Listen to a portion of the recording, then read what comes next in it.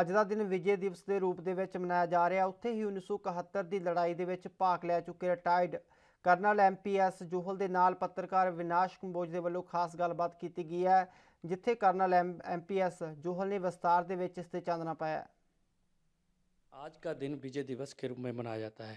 Colonel MPS Johal हमारे साथ हैं, जानते हैं उनकी क्या भूमिका थी और आज के दौर में कैसे जीवन व्यतीत कर रहे हैं। सर, सबसे पहले 1971 की आपने लड़ाई लड़ी, वो दौर कैसा था? उस वक्त ये था कि हमारे पास हमारे असम मेघालय एरिया में इतने रिफ्यूजी आ गए थे बांग्लादेश से, जो कि ईस्ट पाकिस्तान था कि हमारे ऊपर एक तरह से बहुत बड़ा जिम्मेवारी और बोझ पड़ रहा था। और हमें वो कह रहे थे कि आप हमारी मदद करो, क्योंकि पाकिस्तान आर्मी उनके साथ बहुत अत्याचार कर रही है। जी, वो दौर कैसा था जैसे आप बता रहे थे फोटोग्राफ? वो जब हुआ तो हमें हमारा फ़ौज जो है बॉर्डर पे तैनात होगी और हमें हुक्म मिला कि जब भी हुक्म मिलेगा, अगर उन्होंने हमारे ऊपर हमला किया, जब भी लड़ाई शुरू होगी, आप तैयार बर तैयार रहो और इसकी लड़ाई में आप हिस्सा लेंगे। जी, कैसे हिस्सा लिया गया था सर? तो जब हमें 3 दिसंबर को हुक्म दिया कि लड़ाई शुरू हो गई है, वेस्टर्न साइड में उन्होंने हमारे हवाई अड्डों पर अटैक कर दिया है, तो हमें हुक्म दिया गया कि अभी आप ईस्ट पाकिस्तान में आप हमला करके जितना भी एरिया हो सकता है आप उसको कब्जा करो।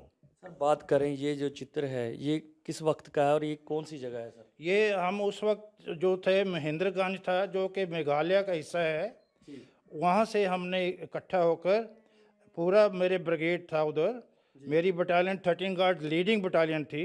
हमने सबसे पहले वहाँ जो आउटपोस्ट थी, बॉर्डर आउटपोस्ट BOP, वो था कमालपुर, उसको कब्जा किया 3rd 4th राइट को अटैक करके।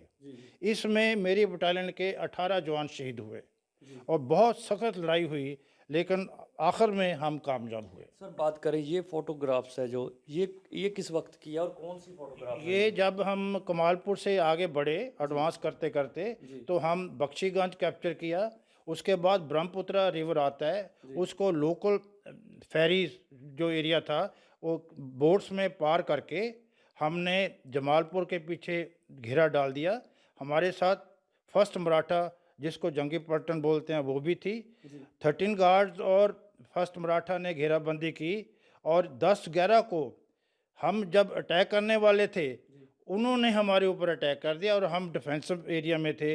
हमने उनका बहुत नुकसान किया और 11 सवेरे उन्होंने झंडा खड़ा कर दिया और हमने उनका एरिया कैप्चर कर लिया।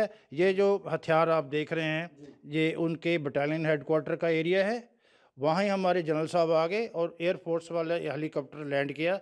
हमारे जवानों ने आकर वहाँ ये पूरा शिरकत किया। सर, बात करें ये फोटोग्राफ कौन से वक्त की है ये फोटोग्राफ इसलिए है कि जब हम जैसे जैसे कोई एरिया कैप्चर करते थे, जो लोकल बंदे थे वो इंडियन आर्मी को जय बंगला जय भारत बोलकर हमें रास्ते में रिसीव करते थे। अच्छा सर, ये जो फोटोग्राफ्स है सर, ये वाली ये फोटोग्राफ जब हम ढाका पहुंचे, जो 16 तारीख को उन्होंने सरेंडर किया, 19 तारीख को पूरे गैरीजन ने जब हमें सरेंडर किया, तो उस वक्त उन्होंने जब हथियार डाले तो हमारी बटालियन के ऑफिसर ने उनके हथियार वहाँ से कब्जा कर लिए।